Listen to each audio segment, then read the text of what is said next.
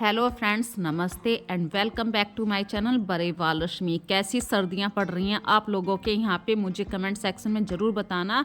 हमारे मेरठ में तो बिल्कुल कड़कड़ाती सर्दी पड़ रही है, माइनस में टेम्परेचर जा रहा है और सुबह शाम मतलब एक तो तेज़ हवाएं चल रही हैं। इस टाइम भी आप लोग फील कर सकते हैं कि पीछे ये देखिए पापा और आस्था की दोनों की लड़ाई हो रही है आपस में।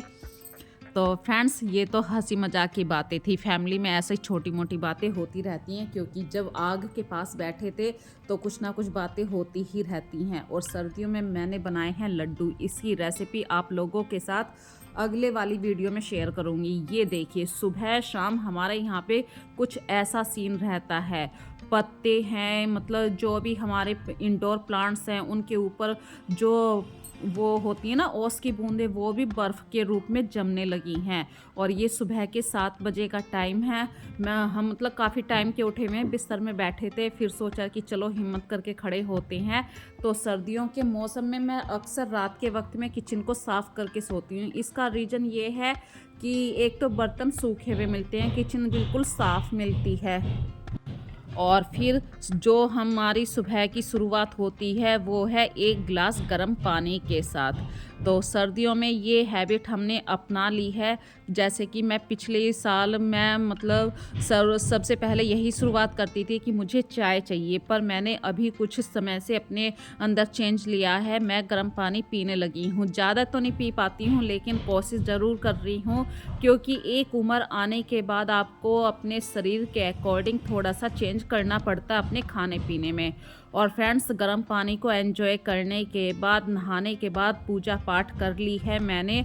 और फिर बारी आती है गर्मा गर्म चाय बनाने की, क्योंकि सर्दियों में एक बार चाय तो ज़रूर बनती है। और मेरे यहाँ पे एक बार नहीं 3-4 बार चाय बन जाती है। तो ये सुबह की सबसे पहले वाली चाय है। तो एन्जॉय दिस चाय।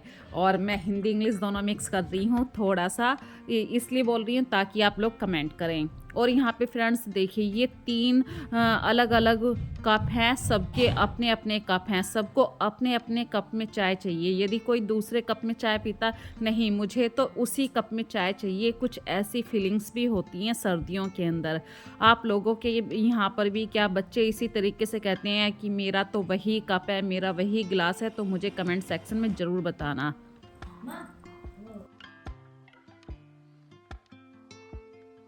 और नहाने के बाद कड़कड़ाती ठंडी में गरम गरम चाय पीने का अलग ही टेस्ट होता है, अलग ही स्वाद होता है। और फ्रेंड्स, मेरे हस्बैंड ऑफिस जाते हुए गरम पानी लेकर जाते हैं, तो मैं उनके लिए थर्मस के अंदर पानी भर रही हूँ। एक्चुअली भगोने में गरम कर रही हूँ। रीज़न क्या है, क्योंकि आजकल हमारे यहाँ पे लाइट में बहुत कट ऑफ हो रहा है, जिसकी वजह से टाइम पे हमें लाइट भी नहीं मिल पा रही है।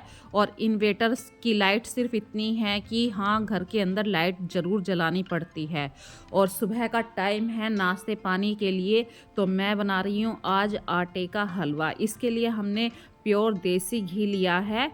एक्चुअली सूजी का हलवा हमने कुछ दिन पहले खाया था। आज बच्चे कह रहे थे मम्मी कुछ अलग बनाओ, तो मैंने सोचा कि आज आटे का हलवा मैं बच्चों के लिए बनाती हूँ। तो कुछ घी कम पड़ गया था, फिर मैंने और थोड़ा सा घी ऐड करा। और जो बच्चे मतलब ये सब चीज़ें नहीं खाते हैं, जैसे आटे की रोटी, मतलब रोटी खाना पसंद नहीं करते हैं, तो उन चीज़ों को हम किसी और रूप में भी आप अपने बच्चों को दे सकते हैं। वैसे रोटी तो हर कोई ही खाता है, लेकिन छोटे बच्चे जो 5 साल से छोटे बच्चे होते हैं, वो बहुत ही मतलब हर चीज़ में ना नुकुर ऐसे करना, मम्मी बनाती रहती है फिर भी बच्चे नहीं खाते। तो ऐसे बिगनर्स बच्चों के लिए मैं एक छोटा सा टिप्स लेकर आई हूँ। और कि जो लोग अपनी गृहस्थी को संभाल रहे हैं, उन्हें ये नहीं पता कि बच्चों के लिए क्या बनाएं, तो आटे का हलवा भी बच्चों के लिए बहुत ही बेस्ट होता है। इसके लिए आप देखिए, ज़्यादा चिकनाई यूज़ कर सकते हैं, नहीं भी कर सकते हैं, कम भी यूज़ कर सकते हैं। और आटे का हलवा सूजी के हलवे के मुताबिक मतलब काफ़ी अच्छा होता है।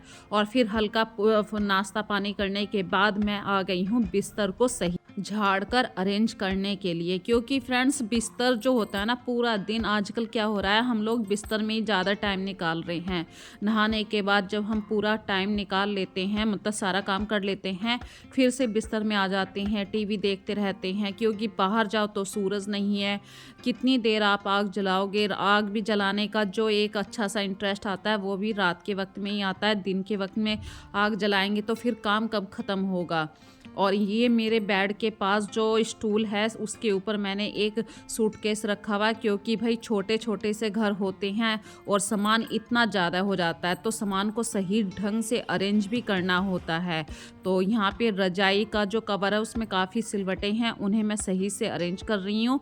और मैंने पूरी सर्दी मैं कोशिश करती हूँ कि वाइट कलर की बेडशीट को या वाइट कलर का जो ब्लैंकेट कवर होता है, इन चीज़ों को ज़्यादा यूज़ करती हूँ। हाँ, थोड़ी दिक्कत होती है धोने में, हफ्ते भर में 10 दिन में ज़्यादा धुलाई होनी शुरू हो जाती है। लेकिन सर्दियों में बिल्कुल साफ़ बिस्तर में सोने का अलग ही मतलब मज़ा होता है फ्रेंड्स।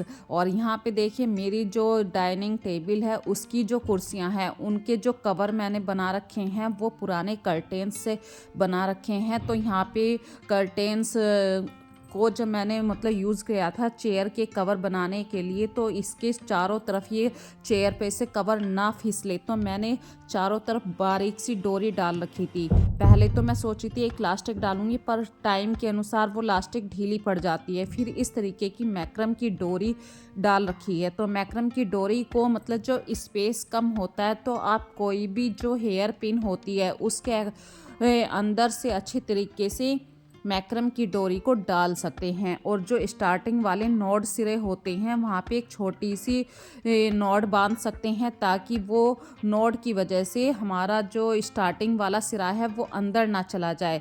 ये बहुत बड़ी प्रॉब्लम होती है, इसीलिए मैंने हेयर पिन के थ्रू अपने ये डोरी को डाल रही हूँ चेयर के कवर के अंदर। यदि आपको ये चेयर कवर वाली वीडियो देखनी है तो आप मेरी स्टार्टिंग की शुरू की एक वीडियो है, वहाँ पे मैंने चेयर कवर पुराने मतलब कर्टेन से चेयर कवर कैसे बनाएं, इस तरीके की वीडियो का वो टाइटल है। और देखिए हेयर पिन की हेल्प से पूरी डोरी डाल चुकी हूँ। अब क्या है, जब हम इस डोरी को अच्छी तरीके से बांधेंगे चेयर के ऊपर, तो कितनी भी बार बच्चे बैठे इधर उधर चेयर को खिसकाएं, चेयर का कवर बिल्कुल भी इधर उधर नहीं हिलता, वरना पता चलता है कि चेयर का आधा कवर तो इधर उधर ही गिरा रहता है इसकी। और ये बहुत ही ज़्यादा मतलब डिस्टर्ब भी करता है चीज़ों को। और घर को आप कितना भी ऑर्गेनाइज कर लें फिर भी ऐसे लगने लगता है कि घर कितना फैला हुआ है, अनऑर्गेनाइज घर है। तो यहाँ पे इस चेयर का कवर मैंने अच्छे तरीके से चेयर के ऊपर सेट कर दिया। इससे 2-3 फ़ायदे होते हैं। एक तो हमारी चेयर बिल्कुल साफ़ बनी रहती है, सालों साल। ये चेयर जो है ये कम से कम 3-4 साल पुरानी है और आज भी देखने में बिल्कुल नई जैसी लगती है।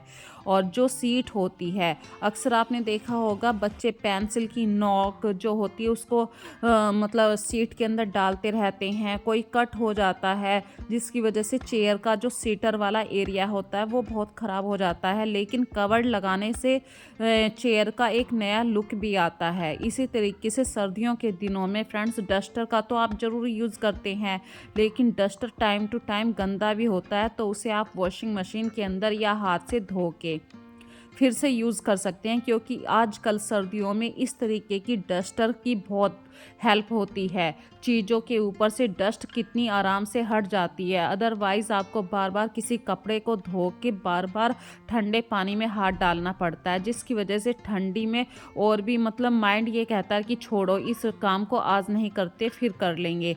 लेकिन जब इस तरीके का कोई डस्टर आपके पास होता है तो आप चीज़ों को अच्छी तरीके से साफ़ भी कर लेते हैं।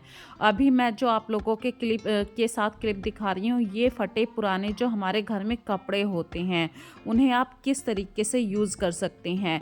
और सर्दियों के मौसम में तो देखिए कपड़े भी नहीं सूखते हैं, ऊपर से यदि आपको डस्टिंग करनी है तो 1-2 कपड़े से काम नहीं चलता है।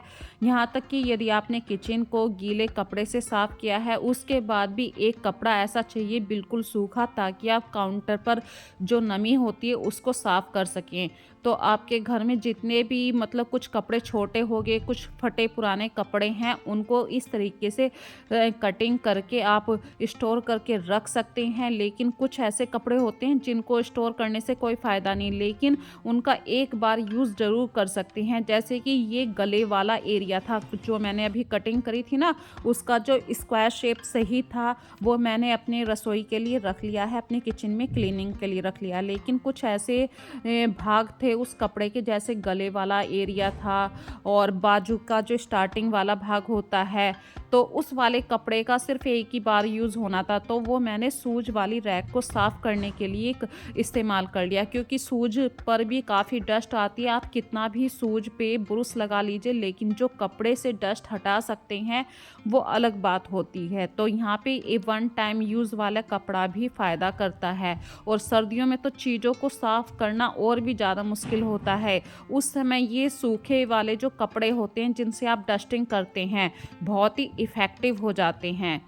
और टाइम टू टाइम शूज़ पे, मतलब भाई सर्दियों में डेली तो शूज़ नहीं धो सकते हैं, ना वीक में धो सकते हैं, क्योंकि हमारे यहाँ पे तो अभी इतनी सर्दी पड़ रही है कि यदि आज धो तो 3-4 दिन से भी ज़्यादा टाइम लग जाएगा शूज़ को धोने में। और फ्रेंड्स यहाँ पे देखिए, अभी काम मतलब पूरी किचन साफ़ कर दी है। किचन को साफ़ करने के बाद आजकल जो सबसे बड़ी बात आ रही है, अपने घर के मॉपिंग को सुखाने में समस्या आ रही है। तो मैं पंखा चला देती हूँ जब अपने घर में मॉपिंग करती हूँ। और आजकल बच्चों की विंटर वैकेशन भी पड़ी हुई है, तो कुछ कामों में मेरी हेल्प करती है मेरी बेटी आस्था। और इसमें एक फ़ायदा भी है, धीरे धीरे बच्चे काम करना भी सीख जाते हैं। भाई विंटर वैकेशन पड़ी हुई हैं, पूरा दिन ना तो पढ़ाई हो पाती है, ना ही टीवी देखा जाता है। तो इतने सारे काम होते हैं, पूरा काम तो खैर मैं बच्चों के ऊपर नहीं डाला करती हूँ, क्योंकि फ्रेंड्स उनकी पढ़ाई भी रहती है और थोड़ा बहुत बच्चों को मतलब रेस्ट भी चाहिए। तो सिर्फ मैं पोछे वाला काम देती हूँ बच्चों को। पूरे घर की डस्टिंग करनी है, किचन साफ़ करनी है, कपड़े धोने का काम तो ऑलमोस्ट मेरा ही होता है। और मैं आ गई हूँ फिर किचन में। आस्था भी नहाने के लिए चली गई है और प्रिपेयर कर रही हूँ मैं दोपहर के खाने की तैयारी, ताकि शाम को, भाई सर्दी में जल्दी खाना बन जाता है हमारे यहाँ पे। आप लोग किस टाइम खाना बनाना शुरू करते हैं मुझे कमेंट सेक्शन में ज़रूर बताइए। तो मैं प्याज, टमाटर, हरी मिर्ची, इन सब चीज़ों को पहले से पहले तैयारी कर रही हूँ काटने की, ताकि जब मैं तड़का लगाऊंगी तो मुझे ज़्यादा परेशानी ना हो। इसी तरीके से लहसुन को भी मैं पहले से पहले कोट लेती हूँ। और मैं लहसुन को मिक्सी के अंदर नहीं पीसा करती हूँ, क्योंकि लहसुन को यदि आप थोड़ा थोड़ा सा चॉप करके डालते हैं सर्दियों में, या मोटा मोटा दरदरा पीस लेते हैं, उसका एक अलग फ्लेवर आता है। पेस्ट वाले लहसुन प्याज का अलग फ्लेवर होता है। तो आज हमारे घर में बन रहा है सरसों का साग और मक्का की रोटी। इसके लिए मैंने सरसों के साग को बस पीस के, पूरे साग को पीस के एक भगोने के अंदर भर लूँगी। और यहाँ पे एक छोटी सी बात आप लोगों के साथ शेयर करना चाहती हूँ। जब हम अपने किचन में कोई भी सामान यूज़ करें तो कोशिश कीजिए उस सामान को प्रॉपर प्लेस पे रखें। उसका यूज़ करने के बाद उसके ऊपर कुछ कपड़ा लगा के ज़रूर रखें। यदि आप ऐसा नहीं करते हैं तो कुछ ही देर में आपकी पूरी किचन फैल जाती है। यहाँ पे जैसे कि मैं भी तड़का लगाने के लिए सरसों के तेल का यूज़ कर रही हूँ। तेल का जो कंटेनर होता है, आप कितना भी उसे साफ़ कर लीजिए, उसके किनारे मतलब तेल हल्का हल्का सा रिस के तली में ज़रूर आता है। तो जब भी तेल वाला कंटेनर यूज़ करें तो एक सूखा कपड़ा लगा के ज़रूर रखें। और तेल को जब भी रखें किसी कटोरी में या छोटी सी प्लेट के अंदर ज़रूर रखें। इससे तेल जब भी रिसेगा तो वो कटोरी साफ़ कर देंगे, लेकिन पूरे मतलब जो एक बास्केट होती है उसको साफ़ करने की ज़रूरत नहीं पड़ती है। इसी तरीके से जब भी आप अपने स्पाइसेस बॉक्स का यूज़ करें किचन में, कुछ ना कुछ तो स्पाइसेस हमेशा ख़त्म होते ही रहते हैं। और एक अच्छी कुकिंग करने के लिए आपको टाइम टू टाइम अपनी स्पाइसेस बॉक्स का ध्यान भी रखना पड़ता है कि कौन सा मसाला ख़त्म हुआ है, कौन सा हमें फिलअप करना है। अभी मैं अपने किचन में जब साग के अंदर तड़का लगा रही थी, मुझे पता चला कि यहाँ पे अभी नमक भी ख़त्म होने वाला है। तो तड़का लगाते हुए हमारे पास इतना सारा टाइम बचता है, जैसे कि मसाला भूनने में 5-10 मिनट लगती हैं। इस टाइम का मुझे यूज़ करना होता है। यदि आप ऐसे खाली वहीं पे खड़े रहेंगे तो आप बिल्कुल भी अपने टाइम को हमेशा वेस्ट ही करते रहेंगे। तो उस टाइम का यूज़ करना सीख जाइए। और फ्रेंड्स, सर्दी इतनी हो रही है कि मुझसे बोला भी नहीं जा रहा, लेकिन वीडियो तो पूरी करनी ही पड़ती है। तो यहाँ पे देखिए एक कंटेनर के अंदर बिल्कुल थोड़ी सी मिर्ची बची हुई है। और मुझे पहले से ही पता था कि भाई हमारे यहाँ का जो मौसम होता है वो थोड़ा सा 1 महीने के लिए ज़्यादा सर्दी पड़ती है। तो इसके लिए मैंने 1 महीने पहले ही लाल मिर्ची को पीस के सुखा के अपने एक कंटेनर के अंदर भर लिया था। तो यहाँ पे जो स्पाइसेस बॉक्स अभी खाली हुए हैं उन्हें मैं फिलअप करूँगी। और मैं टाइम टू टाइम अपनी किचन की ग्रोसरी को चेक भी करती रहती हूँ। ये देखिए, ये लाल मिर्ची का जो पाउडर बनाया था ये मैंने घर पे बनाया था। और ये जो इसका चटक कलर है ये सरसों के तेल को डालने की वजह से ही इसका कलर है। इस तरीके से स्पाइसेस बॉक्स के अंदर जो मसाले हैं वो पूरी अच्छी तरीके से मैंने फिलअप कर दिए। और एक कपड़ा लगा के भी मैंने स्पाइसेस बॉक्स को बिल्कुल साफ़ कर दिया। यहाँ पे 2-3 काम हमारे एक साथ हो गए, किचन भी साफ़ हो गई, हमारे मसाले भी फिलअप हो गए और अगली बार के लिए हमने अपना टाइम भी काफ़ी बचा लिया है। यहाँ पे सरसों का साग मैं बना रही हूँ किचन में। सरसों का साग जब भी आप बनाते हैं ऑलमोस्ट आपको आधा घंटा अपनी किचन में उस समय लगता ही है। तो कोशिश कीजिए उस आधे घंटे का आप यूज़ करिए। भाई साग बनने में तो टाइम लगेगा ही, लेकिन आधा घंटा आप सिर्फ साग थोड़ी ना बनाते रहेंगे। उस आधे घंटे के अंदर आपको बार बार ये भी देखना है मेरी किचन का कौन सा बर्तन फालतू है। फालतू बर्तनों को भी आप वहाँ से हटा सकते हैं।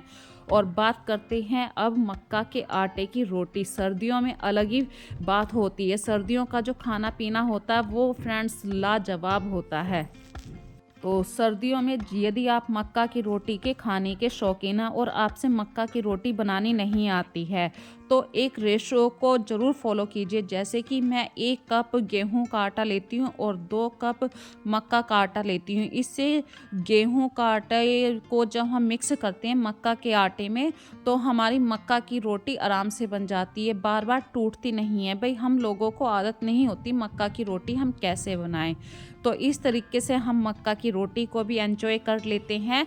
तो फ्रेंड्स, मुझे कमेंट सेक्शन में ज़रूर बताना आप लोग मक्का की रोटी कैसे बनाते हैं। और मक्का की रोटी पे गर्मा गर्म घी डल जाए, साग के अंदर भी 3-4 चम्मच भर के घी डल जाए तो क्या कहना। तो आज की वीडियो में मैंने आप लोगों के साथ काफ़ी अच्छी तरीके से अपने दिल की बातें आप लोगों के साथ शेयर करी हैं। यदि आप लोग भी मुझे अपनी बातें शेयर करना चाहती हैं या मैंने 1-2 दिन पहले कुछ अलग तरीके की वीडियो डाली थी जैसे गूगल एड पिन आ चुका है, ये सारी बातों आप मेरी वीडियो में देख सकते हैं। वहाँ पे यदि आपको कोई बात अच्छी लगे तो मुझे कमेंट सेक्शन में ज़रूर पूछ सकते हैं। और चलते चलते एक छोटी सी बात, जब आपके घर में खाना बन जाए, चाहे सुबह का, चाहे दोपहर का या रात का, कोशिश कीजिए अपनी किचन को तुरंत साफ़ करने की। इससे आपकी किचन हमेशा नीट एंड क्लीन रहती है। सो फ्रेंड्स, फिर मिलेंगे एक नई वीडियो में नए कॉन्सेप्ट के साथ।